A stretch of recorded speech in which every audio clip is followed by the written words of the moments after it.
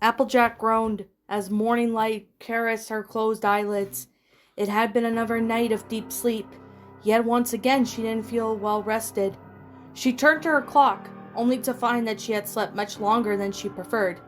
Tarnation, she murmured, head aching like a parasite, with a tiny sledgehammer had taken position behind her eyes. 7:30 in the morning? I'm sleeping in later by the day. Sis, are you awake? Applejack grunted and strained her head in the direction of the voice. Applebloom? You are awake, thanks Celestia. Her sister scampered into the room, followed by a frowning Granny Smith. You're usually the first one awake in the morning. Granny? Did Big Mac get started without me again? I'm sorry. I feel like I'm letting you all down. What, laying around here have been like a dead dog all day. You don't need to worry none, Applejack. Granny put her hoof on Applejack's forehead. Still warm. Her frown deepened. Even warmer than yesterday. I'm fine. Applejack struggled to shift her body out of bed, but felt every muscle ache at the attempt. Ugh! Granny and Applebloom rushed to keep her from getting up. Applejack just shook her head. But Big Mac can't do it alone. Sis, Applebloom murmured. Please. The plain note left her voice made Applejack stop struggling. Applebloom and Granny Smith let out sighs of relief. Ever since y'all passed out in the field last week, we've been worried sick, Applebloom confessed. Ain't no way a heat stroke should last this long, right, Granny? Applejack sighed. She always looked towards her Stetson on the end of the spot bedpost. She hated not being able to work and provide for her family. It was stubbornness she had shown before. However, in the late summer heat wave had swept over Ponyville the week prior, Applejack knew it was entirely possible she had overworked herself. But what could it be now? A flu? Hay fever? Hoof rot? Thanks, y'all. You're right. She eyed her family. I just need to rest in bed till I feel better. I'm sure I'll be back to bucking in no time. Now that's the AJ we like to hear. Granny smiled. Come on, Applebloom. Ain't anything you can to help Big Macintosh in the fields hauling empty baskets. Okay, Granny. I'll come back later to check on ya, big sis. Maybe we could play a board game or something. Or, you could teach me how to play cards like you always promised. Applejack nodded as they left. She sighed again, still wishing she could be of some help. She closed her eyes in an attempt to get more rest. Several more hours had passed and the sun was in a different position outside. Even with a few hours of more sleep, she still felt weak and itchy. Her mind was at a set of ease, however, by the faint sound of some pony humming a tune. A pretty pleasant tune, too. It drifted into the bedroom and wove into her mind as she slowly came to. Blinking awake, her gaze drifted to a new presence in the room. Fluttershy's blue eyes gleamed in the perfectly placed beam in the afternoon sunshine. She sipped a cup of honey tea, body parked in the chair, while her eyes remained riveted on the bed. She smiled when Applejack met her gaze and seized her a song. Oh, good morning, sleepyhead. A small smile turned the corners of AJ's lips. Hey, you, she yawned. Excuse me. Y'all haven't been here long, haven't you? Oh no, I've only been here for about 20 minutes. I came straight upstairs as soon as I got there with every pony. She put a hoof to Applejack's forehead.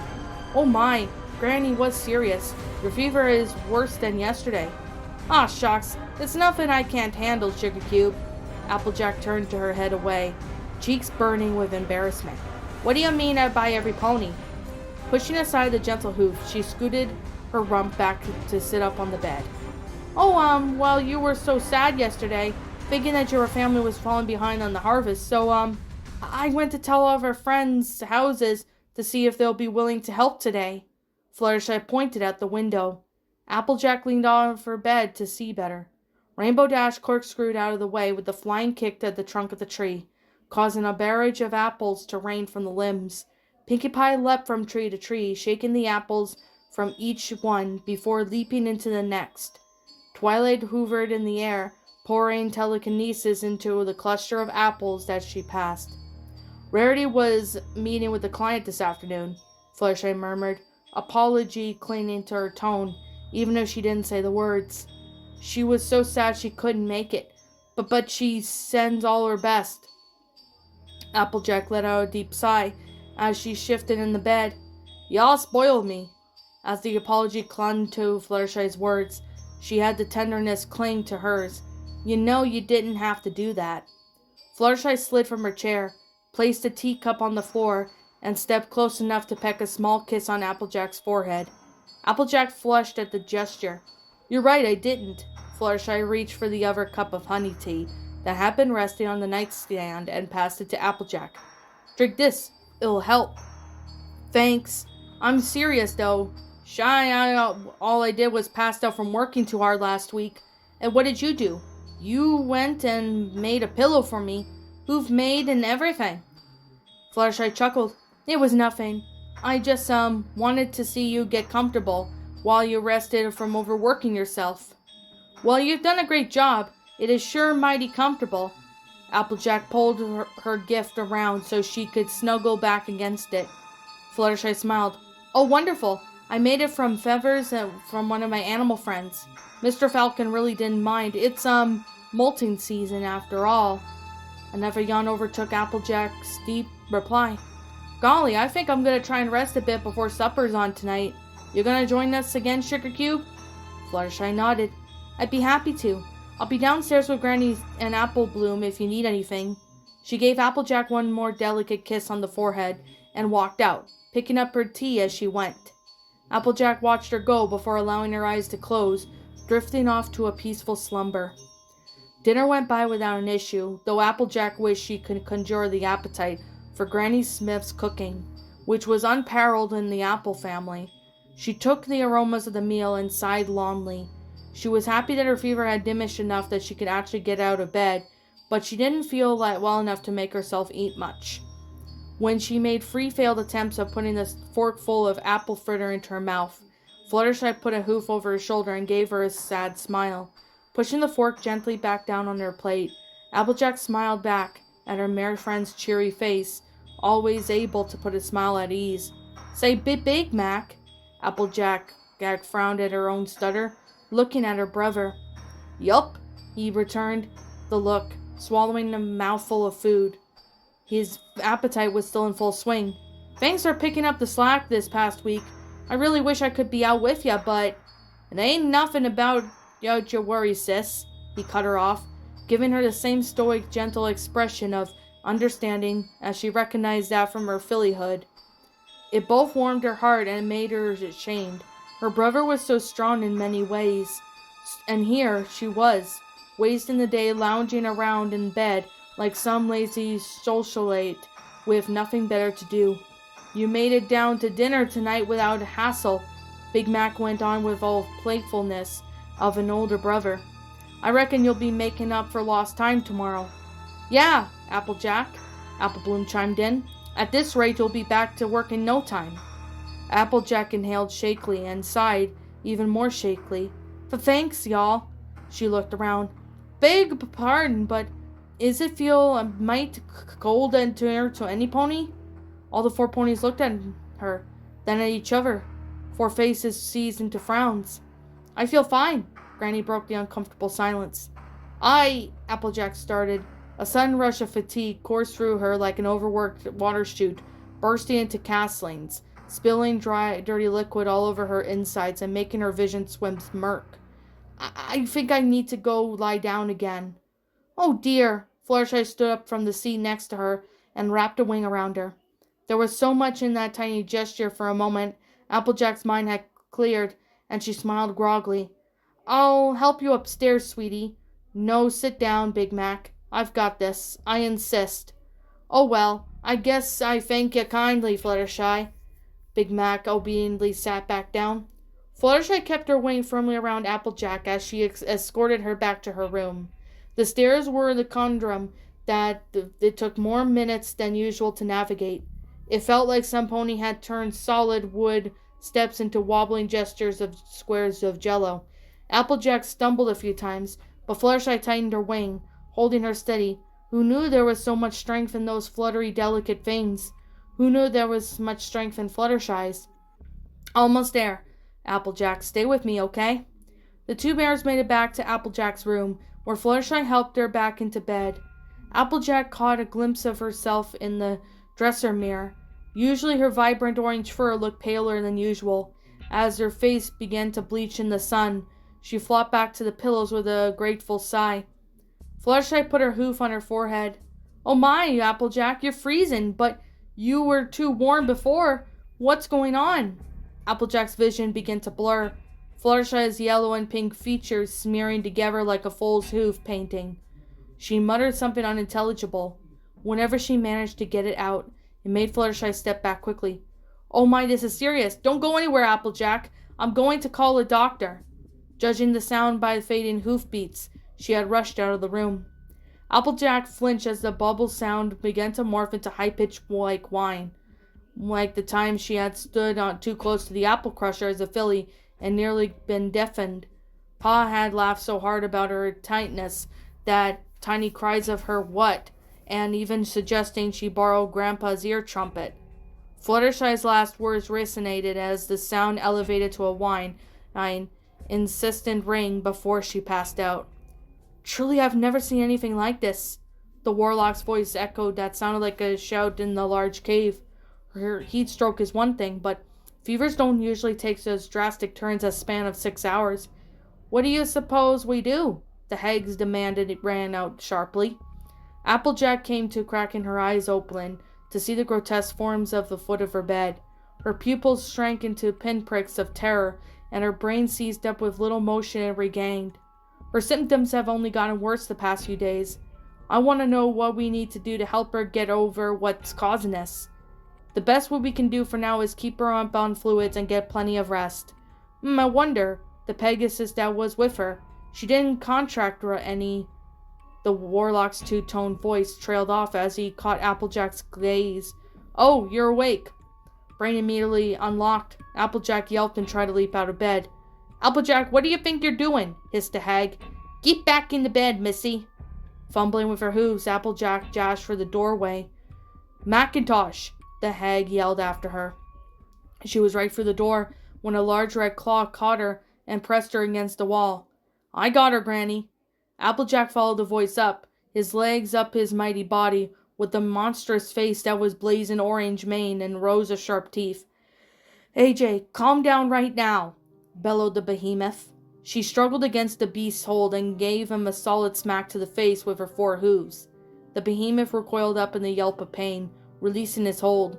She hit the floor, running, dashed past him down the hall and down the steps.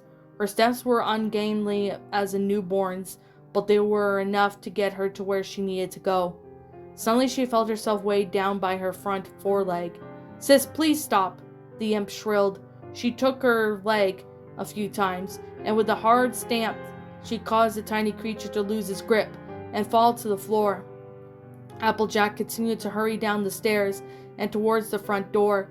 Woozily she banged off the end table, where she kept the old photograph albums, rich-cotted against the banister post, but nothing was going to stop her from getting away. Applejack! Her sprint ceased just before the door. She slowly turned her head in the direction of the serene voice of the siren. Don't look, don't look, don't look, don't look, don't look, don't look. Too late. Upon seeing the siren's beautiful face, Applejack could feel her crumbling. She wanted to run. She wanted to get away. She knew she had to. The siren began to hum a familiar tune. It was one Applejack had heard earlier that day. I'm in Wonderland with you, and it feels so nice. Her mind, Applejack placed the words with the song and blinked. Had those words had come to her? Or were they something she remembered? She had made them up just now? Had they existed inside her already?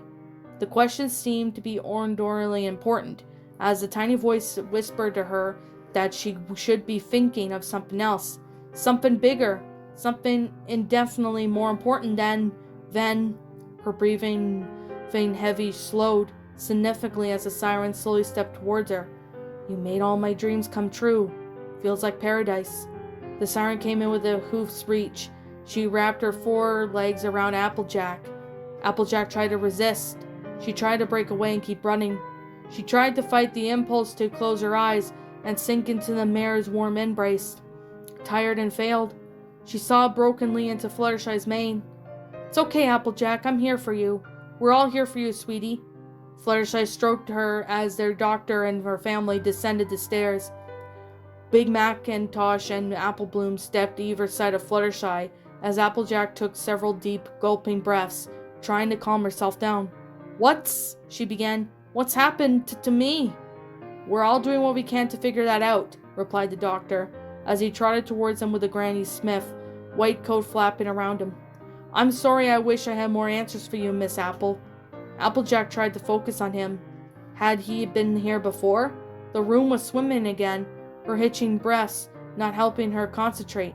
"Come on, sis." Big Mac's gentle baritone broke into her thoughts. "Let's get you back to bed."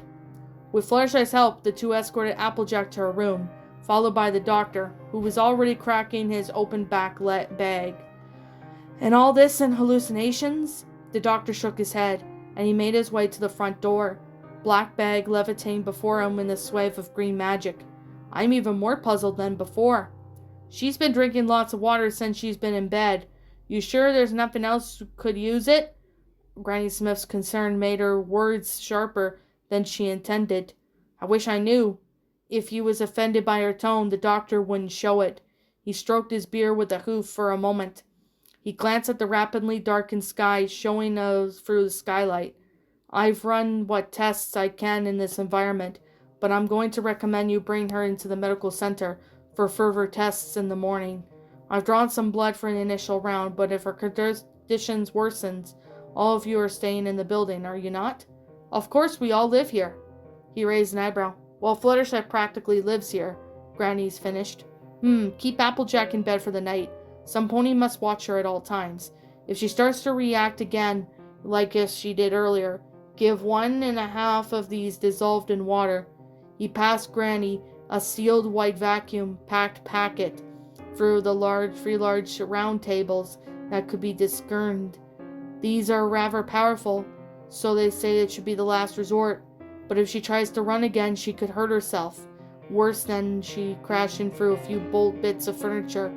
Call me if you need to use these, or if there are any other drastic changes in her condition. I will contact the medical center and leave a message for them to expect you as soon as they open their doors at 9 a.m. You must have her on time. Understood?" "We will. Thank you, Doctor." He nodded. "Have a good night, Apples." Granny closed the door behind him. She sagged against it with every one of her years drappling off her bones. Fluttershy approached, looking as shyly as if embarrassed to be standing there in the middle of her worry. "I'm sorry to ask, but would it be okay if I stayed here tonight?" She lifted her eyes to finally meet theirs. "I'm just really concerned about Applejack." Granny Smith tiredly smiled. "Of course, darling. I'll get you a blanket for you. Big Mac, would you arrange a spot for her on the couch?" "Yup." Big Mac made his way slowly and carefully towards the living room, as if he was slightly afraid of the world would crack away underneath him if he misstepped. He paused to stare at the ceiling for a moment, as though he could see through it. His throat worked around the words he had never said, and which Fluttershy didn't ask about it as he moved off to set up a bed for her. "Thank you," she whispered. "Hopefully she'll feel better after some rest tonight."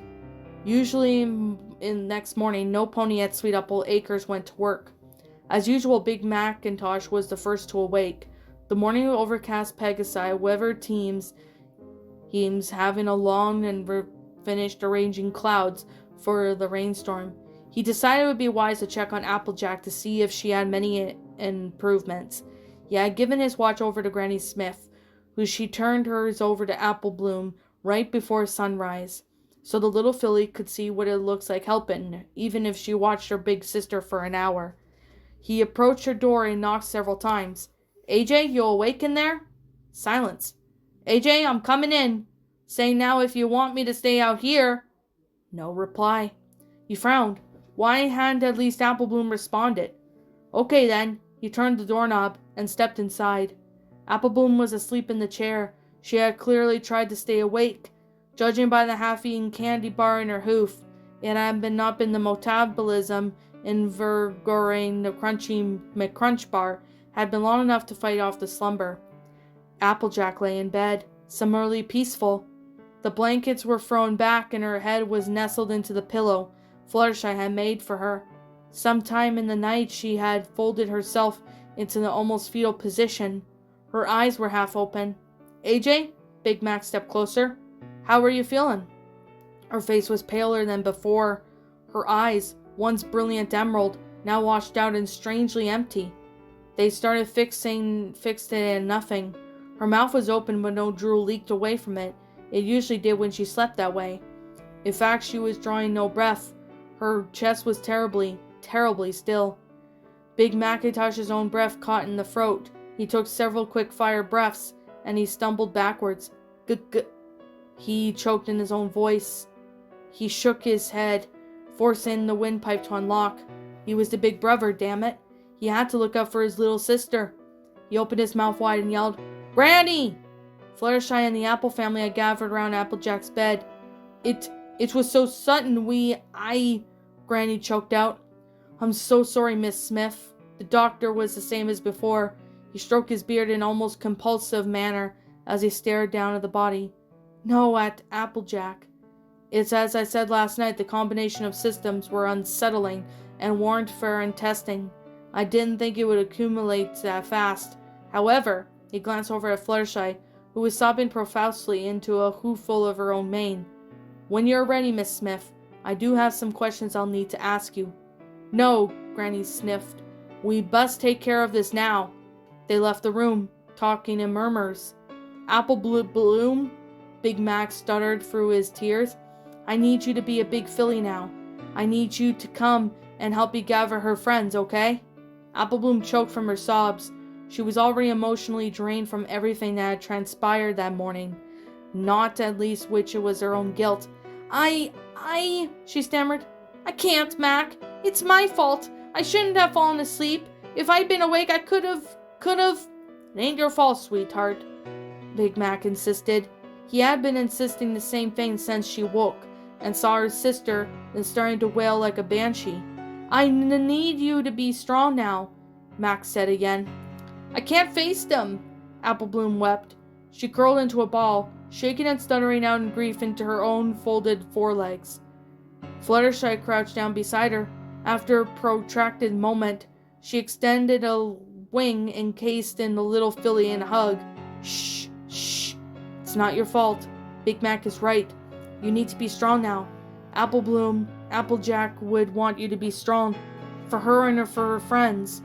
She screwed up her face as though hating herself for saying what's to be next. "For me. Don't make me go." "Please, Apple Bloom. I don't want to tell them by myself." Apple Bloom turned her tear-stained face towards Fluttershy, who shambled for a moment, eyes darting around as though looking for something to hint a lie. When she found none, she nodded. "Okay, I'll do it for you." Big Macintosh nodded at Fluttershy. "I take it you're coming with us then?" "Yes." Fluttershy took several pained breaths at the question. I'm sorry, Big Mac, but could I please have a moment before we go?" He nodded. "Sure. You all of us deserve. Come on, Apple Bloom. Let's just give her a minute, okay?" The two stepped out of the room, leaving Fluttershy alone with Applejack. She heard Apple Bloom start to cry again, and then as the door clicked shut, sealing them both inside. Fluttershy stepped closer to her mare friend. "Oh, Applejack!" She kissed her forehead and tried to look back for her tears. I'm so sorry, I couldn't." Applejack's head jolted, her skull shifted inside. Empty gaze now turned to meet Fluttershy's own. Fluttershy choked at the sudden movement and opened her wings, flapping backwards on instinct. She froze a few feet away, confused. In those moments, the only sound Fluttershy could truly hear was the thundering of her own heart. Applejack had shifted a little more, but only with the movement of something beneath her head. What's happening?" Fluttershy fought, terrified.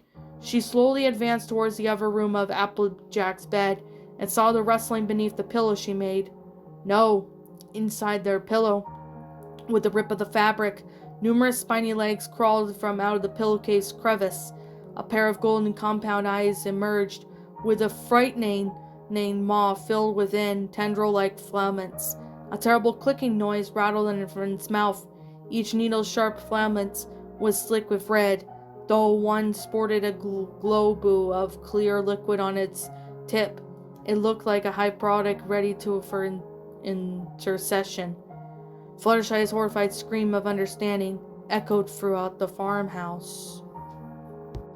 Professor Plums adjusted his glasses as he turned from the blackboard to look back at the auditorium. For perhaps this was the first time in his semester, his entire class was staring at him with a rapt attention.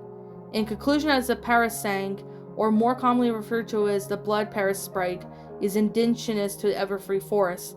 It typically feeds off birds, naive to the area of hiding in their feathers and feeding on their blood while they sleep. Their prosthetics, used for sucking blood from the victim, it can be microscopically small, that it cannot be seen by the average pony eye. The same could be said for the addendums that they have leave the skin. When consuming the blood of the prey, simultaneously replaced it with the secret venom into the bloodstream that over time proves fatal to his vain host of various ways. It includes but not limited to fever, chills, muscle aches, and the worst case, hallucinations that render them flightless, often in midair, causing them to crash into the ground or trees. Professor placed his notes on the table before him. He glanced at the clock, noticing that his lecture period was drawing to a close. Damn it, just when he was on a roll too. I hope you have all taken good notes today. This will be on next week's exam. A brief silence filled the room. Professor Plum, the blue mare in front row, raised her hoof. He raised his eyebrows in inquiry. One of his students actually engaged enough to ask a question. Heaven forbid. Yes, Sunflower? You mentioned earlier that that pony fell victim to this parasprite. What happened to her? Asked Sunflower. The professor's expression dropped slightly. He sighed through his nostrils. It was truly unfortunate incident, considering it happened to every owned pony over 46 years ago. However, it is the only case study on record. He adjusted his glasses again, looking back at his notes. Like its cousins, whom we discussed earlier, the blood parasite's appetite grows within its size. The blood consumes, the bigger it gets. He stepped around to his desk in front of the auditorium stage, magically levitating his notes with him. In this particular case, the creature hid itself within the victim's feather pillow, which was made from the feathers from the previous avian host. It would merge more sap and blood from the victim each time she fell asleep, until the victim was weathered away to nothing. He noticed the mare's nervous expression. There is no need to worry. Due to this case study alone, scientists have taken the precautions to the matter, in which most bed pillows were made from down. Now, and unlike the pillow in question, all feather pillows today have been ruthlessly cleaned by the professionals before distribution.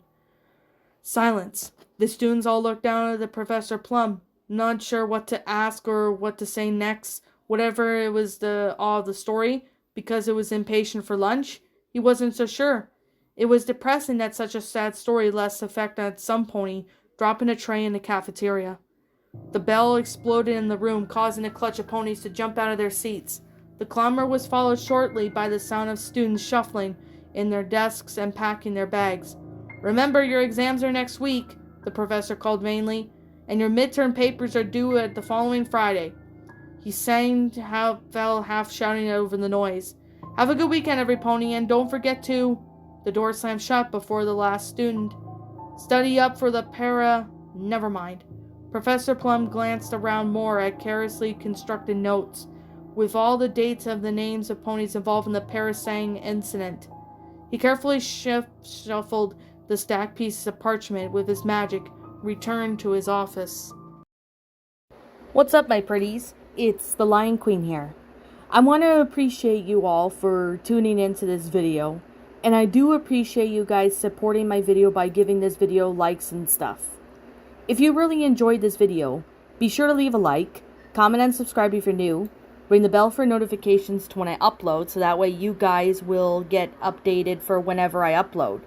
If you want to follow me on Twitter or DeviantArt, feel free to leave a follow on those if you are interested in following me on those socials. If you want to support my backup channel, known as Ms. Dark Shigo, feel free to subscribe to it, as a link to that will also be in the About page section. And with that being said, and that being the case, thank you so much for watching, my pretties, and as always, please stay pretty.